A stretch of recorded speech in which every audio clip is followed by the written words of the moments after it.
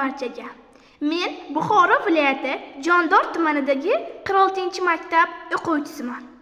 Men bugun sizlarga o'zim sevib mutolaa qilgan kitob Urushning so'nggi qurboni kitobi bo'lib, men shu hikoyani so'zlab bermoqchiman.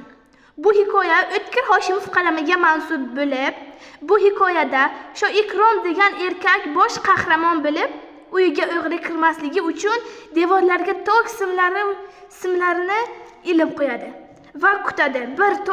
Birdan tok yard etib yonganini ko'radi va borib ne ko'z bilan qarasa, o'zining onasi ekan.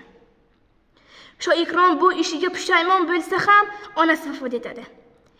Ertalab u onasini dafn qilish uchun qabriston tomon boradi va u odamlarning o'zaro gaplarini eshitib qoladi. Unda urush tamom bo'libdi, eshitdingizmi? kabi gaplar edi. Kitobdan chiqargan xulosam shuki, urushning eng katta qurboni faqat halok bo'lganlar emas, balki urush sababli qalbi yaralangan va taqdiri o'zgargan insonlardir.